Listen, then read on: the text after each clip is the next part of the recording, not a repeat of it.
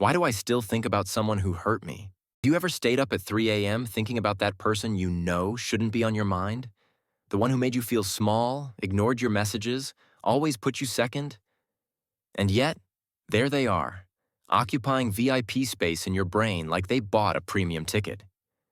If you're nodding your head, relax. You're not crazy. Actually, there's a very simple scientific explanation for this. And the best part? There's a way to fix it. Let's start with the truth.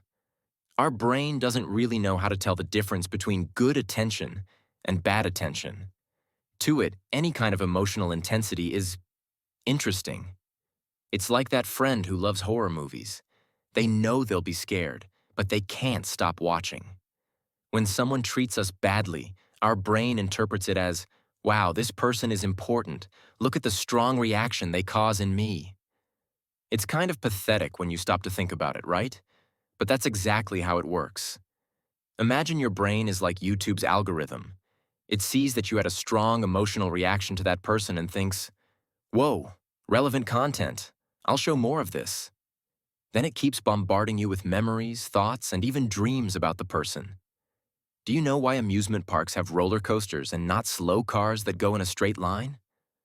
Because our brain is addicted to ups and downs. It prefers the intensity of chaos over the calm of peace. Toxic relationships are like an emotional roller coaster. One day the person treats you super well, makes you feel special, like you're the eighth wonder of the world. The next day they ignore you completely or make you feel like you're worthless. This back and forth creates what psychologists call intermittent reinforcement. It's the same principle as slot machines in a casino. You never know when you'll win, get positive attention, so your brain keeps waiting for the next coin. That's why you can easily forget that super nice person who always treated you well, but you can't stop thinking about the one who always kept you guessing. Your brain is literally addicted to uncertainty. Here's another one. Our brain hates unfinished things. If I start telling you a story about a guy who found a mysterious suitcase in the street and stop halfway through, you'll be thinking about it all day. It's the same with relationships. If someone leaves your life without explanation, without closure, your brain keeps obsessing, trying to finish the story. It's like, wait, how did it end? Where's the final chapter? There has to be an explanation. That's why you keep coming up with theories. Maybe she was going through something tough? Maybe I did something wrong? Maybe she still thinks about me? Your brain is desperately trying to write the ending. And there's one more trick your brain pulls. It's a master at romanticizing the past. It's like Instagram. It only shows the highlights, with filters and everything. You forget the fights, the nights you cried, how insecure you felt. But you remember perfectly that day you laughed together, that sweet kiss, that one loving message they sent. It's like when you think about school and only remember the fun recess, forgetting all the hard tests and boring homework. Your mind automatically curates your memories. It might sound strange, but all this obsession actually has an evolutionary explanation. Our ancestors needed to remember who was dangerous or unpredictable in order to survive. If someone in the group was unstable, they kept an eye on them. Nowadays, we don't need to run from saber-toothed tigers anymore, but our brains still operate in maximum alert mode when they detect someone who triggers strong emotional reactions. It's like it's saying, warning, this person is important for our social survival. We can't forget them. But now, instead of protecting us, this kind of thinking kind of sabotages us.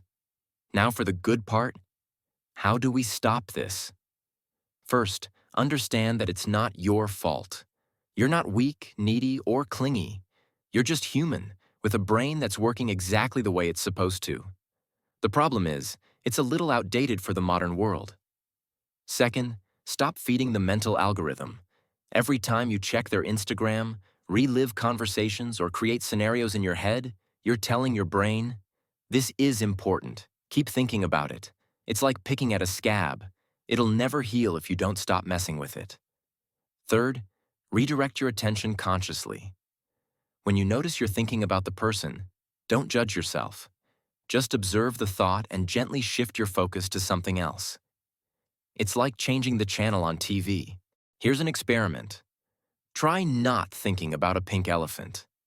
Impossible, right? The more you try not to think about something, the more your brain focuses on it. That's why when someone says, just forget that person, you end up thinking about them even more. Your brain interprets the don't think about it as, this must be really important if I'm trying so hard not to think about it. It's like trying not to scratch an itch. The more you resist, the more it bothers you. These days, we have an added problem that our parents didn't have. Social media. It's like that person is a ghost that keeps showing up on your timeline. Stories, photos, posts, everything becomes a memory. You think you're over it, and suddenly they pop up in a friend's photo. Or worse, you see they liked a photo of someone you follow. It's like living in a small digital town where you just can't avoid bumping into them. Not to mention, social media algorithms are kind of sadistic. They notice you always click on that person's profile and start showing you more related content. It's like having a gossiping friend who keeps telling you everything about their life. The good news is, over time, your brain will understand that this person is no longer relevant to your life. The neural connections will weaken, like a path in the forest that no one walks on anymore. But you can speed up this process by creating new trails, new habits, new interests, new healthy relationships. It's like building a new road for your brain to follow. Here's a practical tip.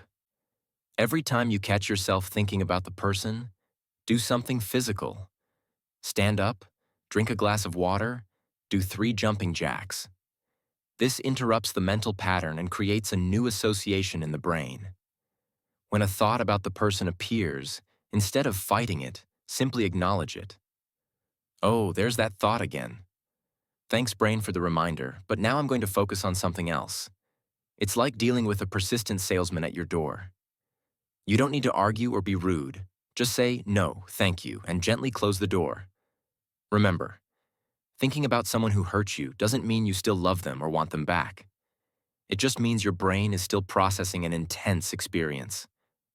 And that's okay. It's part of the human healing process. In the end, the person who truly deserves to occupy space in your mind is yourself. How about treating yourself with the same care you always wanted from others? Leave a comment below if, from now on, you're going to do things differently. See you next time, everyone.